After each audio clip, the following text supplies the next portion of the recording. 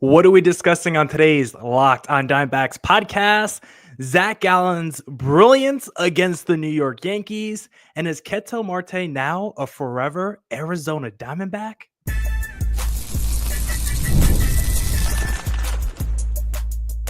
You are Locked on Diamondbacks, your daily Arizona Diamondbacks podcast, part of the Locked on Podcast Network, your team every day. Welcome into the Locked on Diamondbacks podcast, part of the Locked on Podcast Network, your team every day. You're listening to who? The always charismatic host of this podcast, Millard Thomas, multimedia journalist and I'm a graphic designer. So please go check out my website, millardthomas24.myportfolio.com. On there you can see all my latest work, from my packages to my articles to my photos and my graphic design. If you want to see more content by me, please follow me on Twitter at CareerThomas24 for my personal account, or look up Locked on Diamondbacks, both Twitter and Instagram for the podcast handle.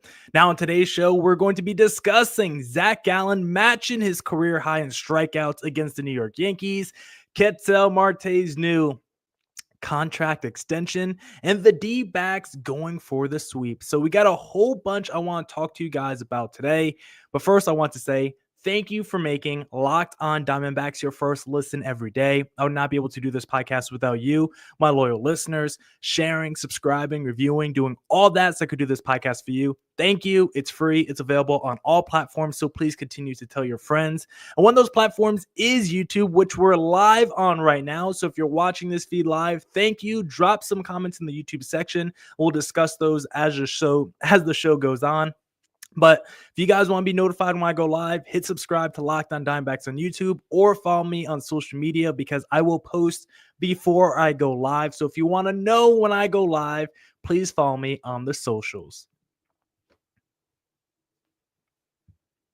Now let's get into the Locked on Diamondbacks podcast. I guess one more quick reminder. We do Mailbag Fridays every Friday. This podcast is dropping on Thursday, Wednesday if you're watching it live. So please send in your questions on Twitter, Instagram, YouTube comment section if you want those to be answered for Friday's show. But now let's get into the podcast for real and discuss Zac Gallen's start, because we know recently, especially on yesterday's podcast, we discussed the command issues with Zac Gallen. And I know I've been a guy that's probably been a little bit critical of Gallen the last couple of years because I've been a huge Zac Gallen fan, a huge supporter, and I feel like he hasn't lived up to his potential at times in 23 and 2024. The guy we saw in 21, 22, that guy was elite, a tier one guy. And I still think he showed a lot of tier one stuff in the 2023 season, the 2024 season. But for some reason, there's been this trend on his fastball with the command where he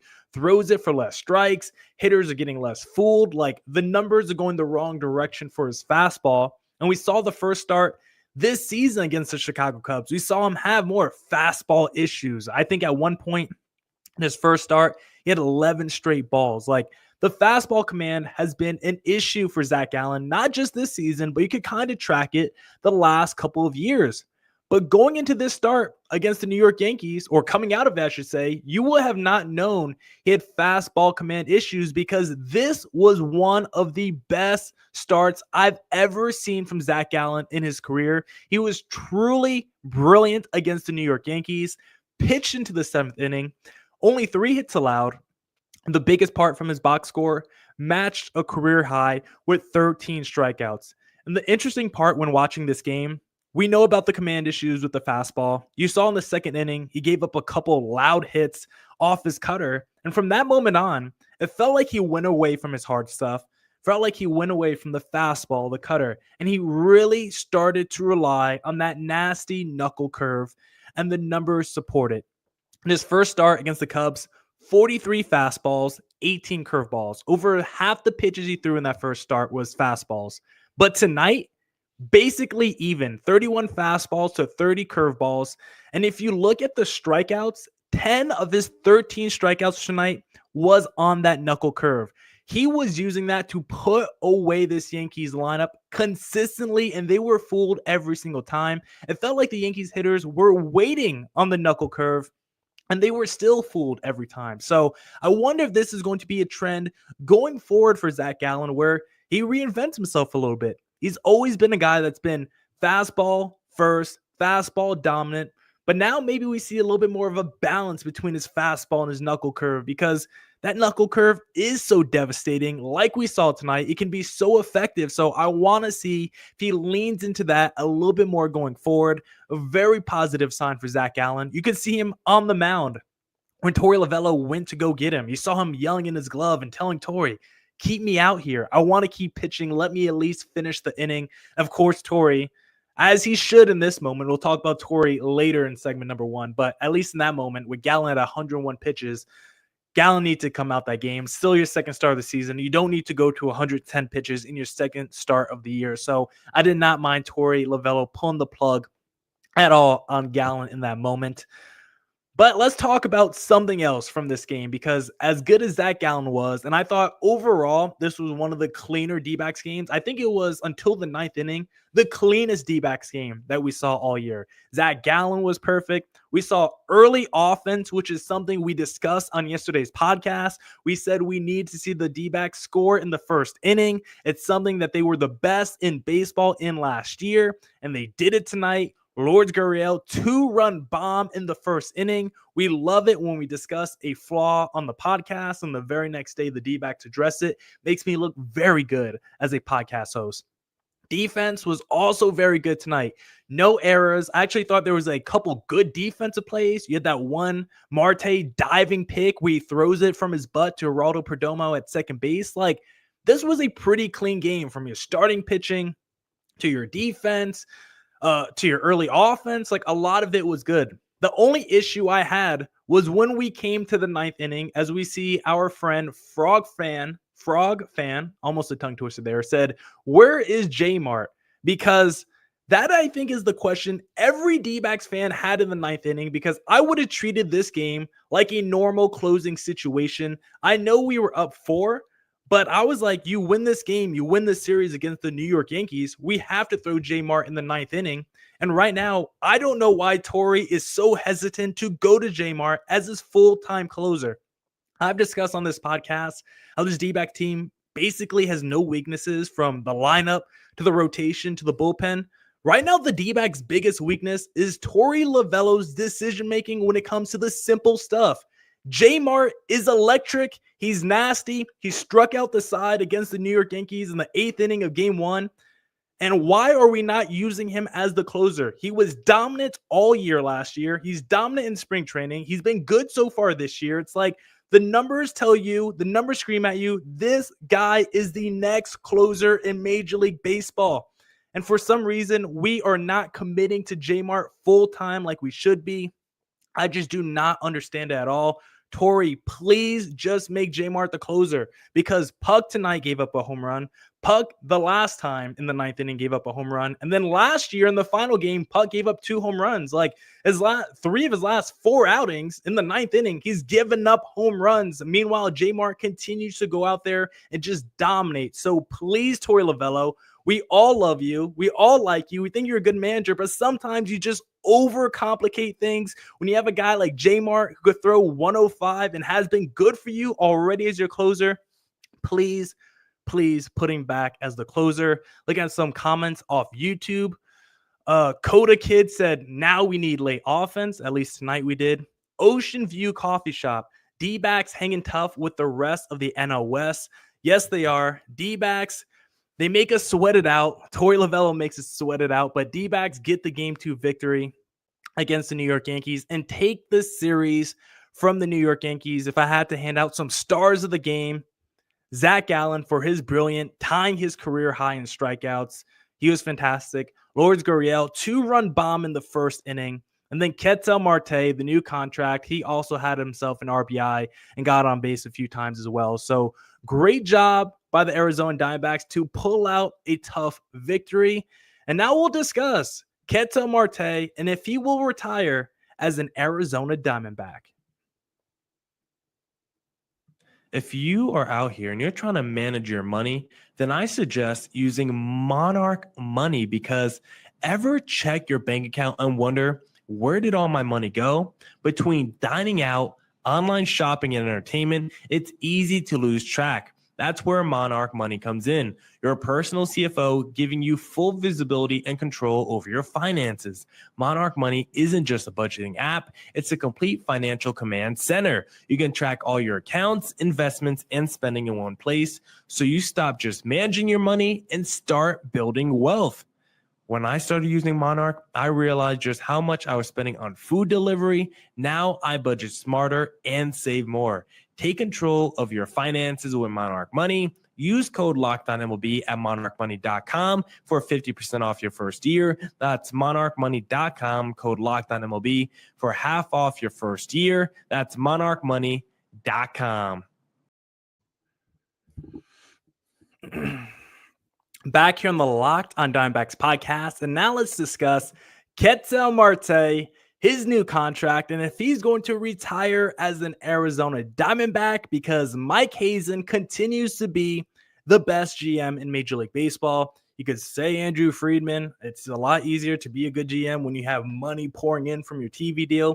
To do what Mike Hazen is doing, locking up this roster, competing in the NL West, I think it's the toughest job any GM is doing right now. And he just had himself another fantastic contract extension with Ketel Marte on another bargain deal, $116 million, $116 million contract extension over the next 6 years. Basically just tacked on. It's basically just money tacked on to his already contract. So if you want an easier breakdown for how insane of a bargain this is, Ketel Marte will be making $15 in 2026, $12 million in 2027, $20 million in 2028. Then it goes to $22 million in 2029 and 2030. The idea annually, an MVP finalist is going to be making just under $20 million a year. Yes, there's escalators in his contract. If he performs well, finishes top 5 in MVP voting, the contract can go up. But the base deal being around $20 million a year for a guy who's an MVP finalist, absolutely insane, because you can make a real argument when Ketel Marte is right and fully healthy. He's in the conversation for the best pure hitter in Major League Baseball. 292 average, 932 OPS last year, but you go back to 21, 318 average, 909 OPS. 2019, 329 average, 981 OPS. Like, Ketel Marte at his best looks like an MVP level player, and that's one of the reasons the D-backs want to do this deal early. The reason the D-backs want to do this deal early basically came down to 2 factors. The first factor, and Mike Hazen talked about both of these factors. The first factor was mercy of the market. What does that mean? Ketel Marte is a super talented guy coming off an MVP type year. And if he continues to do stuff like that, as he gets closer to free agency, the price tag is just going to become too large for the D-backs, too expensive for the D-backs. And so Mike Hazen is making a calculated risk instead of waiting for him to hit free agency in 2 years where he will be a little bit older, but could be coming off a couple of MVP level seasons. Like, at that point, you're going to have to give an older Ketel Marte potentially even more money to stay with your franchise. So Hazen is like, why not just pay him more money right now, get the best years of him, and then just pay him out through free agency so he can not leave, not hit the market, and then not demand, even more money from us. Because if you get this deal done now, it's a little bit cheaper than if you wait for him to hit free agency. So it's a calculated risk by Mike Hazen to get the deal done early and to get it done now. You could have waited. He still had a couple years left on his contract, but that brings us to part 2 of why Mike Hazen did this. Not just because of the market and he didn't want to see Ketel Marte hit free agency, but he also wanted the best second baseman in baseball to retire a D-back. I don't know how much you guys have actually thought about this, but I've actually thought about this a ton.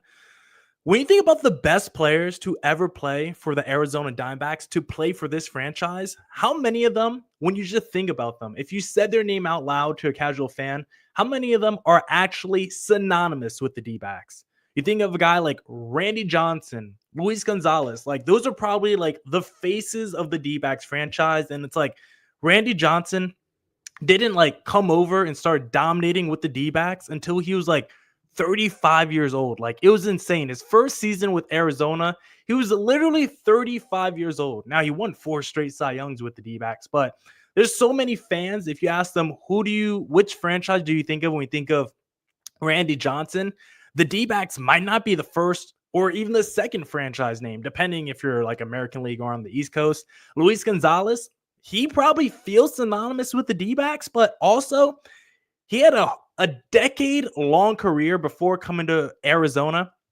He didn't come to Arizona until he was 31. And so when you think about the best players to ever play for this franchise, how many of them are really synonymous with the D-backs? When you say their name, the D-backs are the first franchise you think of.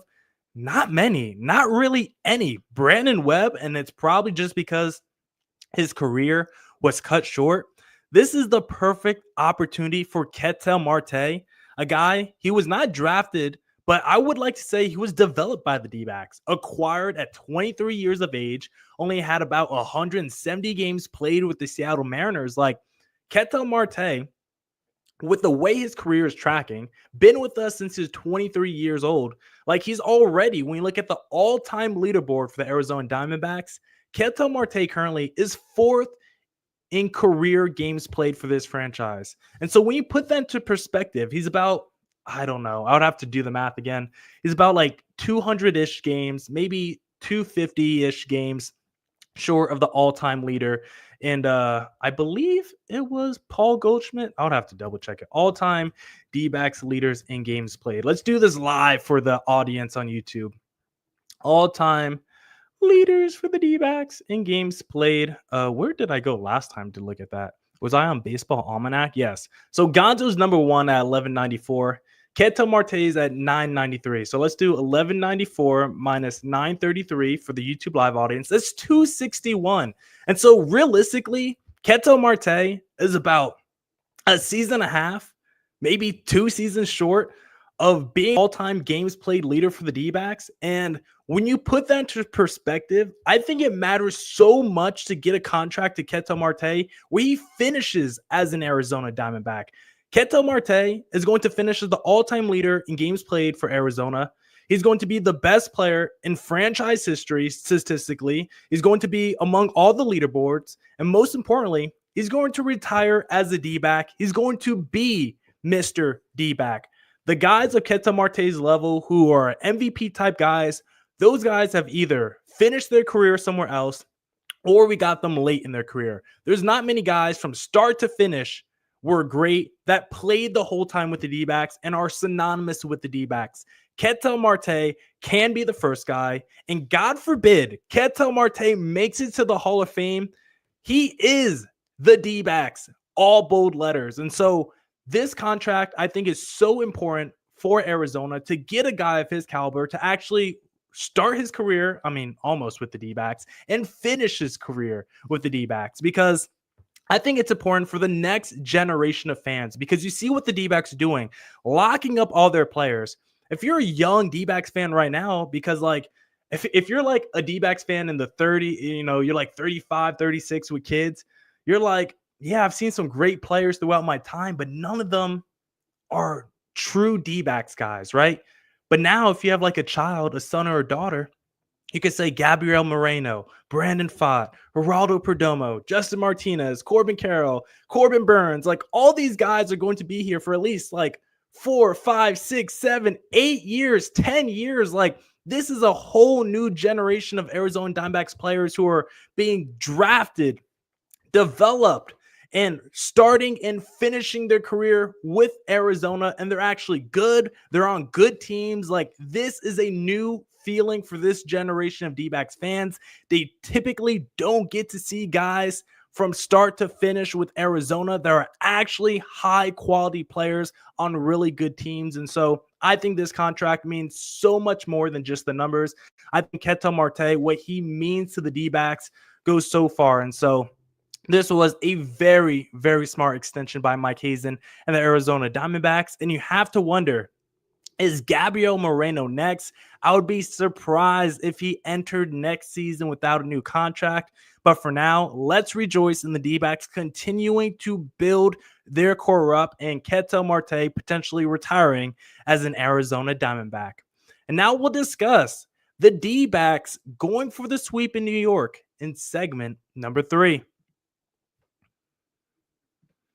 Looking for a snack that's both delicious and nutritious? Crack into a good source of protein with Wonderful Pistachios. Wonderful Pistachios is one of the highest protein nuts. Each 1 ounce serving has 6 grams of protein, giving you over 10% of your daily value. Plus, they're packed with fiber and better for you unsaturated fats to help keep you feeling fuller longer. My favorite Wonderful Pistachios I actually have right here. Sorry to the audio listeners only. You're going to have to go to YouTube for this one because right next to me, I got 3 of my favorite flavors here. And this is what is great about Wonderful Pistachios. Unsalted right here, no shell. Chili roasted, no shell. And then this one is roasted and salted with the shell. The great thing about Wonderful Pistachios is the variety. You could get salted, unsalted, with shell, no shell. Get a little kick to it if you wanted to. No matter what flavor you want, they have a variety and a profile that fits just for you. So please go get yourself some Wonderful Pistachios. Get snacking and get cracking with the snack that packs a protein punch. Visit wonderfulpistachios.com to learn more.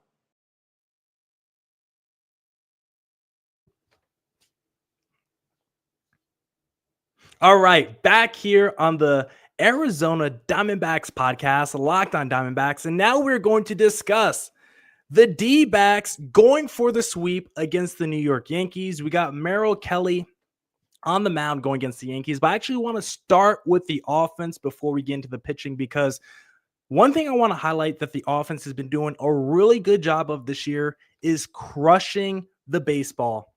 When you look at the hard contact stats for this D-backs team so far in the 2025 season, the ball is flying off the bat. And we know a guy like Eugenio has been crushing it all season, but it's not just him. It's been a full team effort so far because if you go on Fangraphs and filter the stats for all Major League Baseball teams, these are the stats entering Wednesday's game. So it doesn't count the most recent game we just saw, D-backs versus Yankees. D-backs entering Wednesday's game, number 1 in Major League Baseball in exit velocity at 92.4 miles per hour. The ball is flying off the D-backs bat right now. And then you filter it through some of the other stats. Barrel percentage, D-backs are number 6 right now. Hard hit percentage, D-backs are top 10. This D-backs team, what made them so special last year, one of the reasons why they led the league in offense is because they were a Swiss Army knife. When you think about the team that went to the World Series, it was small ball offense, right? It was let's bunt it. Let's sacrifice hits. Let's just put the ball down, get the runner over, and create chaos, havoc on the bases. And then 2024, that evolved. We had Jock Peterson. We had Christian Walker. Ketel Marte was hitting bombs. And so it's like you had the speed, but now you had the power. You became an ultimate Swiss Army knife in 2024. So entering 25, there was some concern that maybe the power wouldn't be there. Jock Peterson is gone. Christian Walker is gone. But the stats have showed us the power is still there for the D-backs. When you filter it among players with at least 5 plate appearances, the D-backs have the top 2 players right now in exit velocity on average. Number 2 is Eugenio Suarez. But the number 1 guy in Major League Baseball for average exit velocity right now with at least 5 plate appearances, I will say, is someone you would not expect at all. It is Pavin Smith.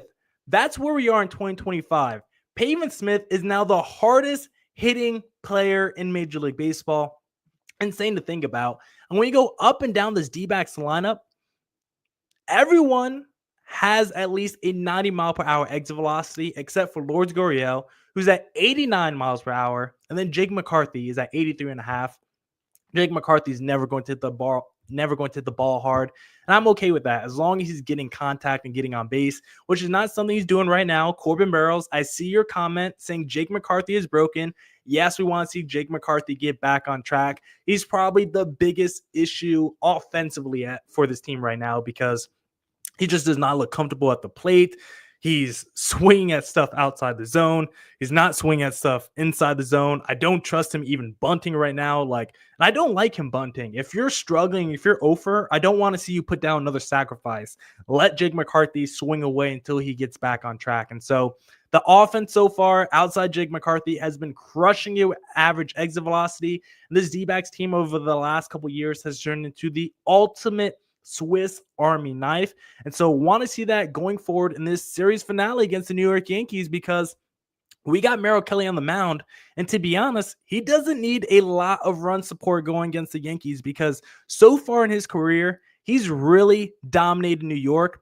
3 starts, so I don't know if you think that's a large sample size, but 17 innings pitched, 5 earned runs, 11 strikeouts, a 2.6 ERA. I feel great about Merrill Kelly in this finale. After seeing Zac Gallen dominate in game number 2, he definitely laid out the game plan for Merrill Kelly going into this finale. And then on the other side, the D-backs get to face Carlos Carrasco, who I used to think is one of like the most underrated pitchers in the sport, like 5 years ago, but he is now 38 years of age and he's just past his prime. He's been a guy with like a 6 ERA over like the last 4 or 5 years. And so I just don't think there's much left in his tank. Unfortunately, there are just a lot of injuries to this Yankees rotation.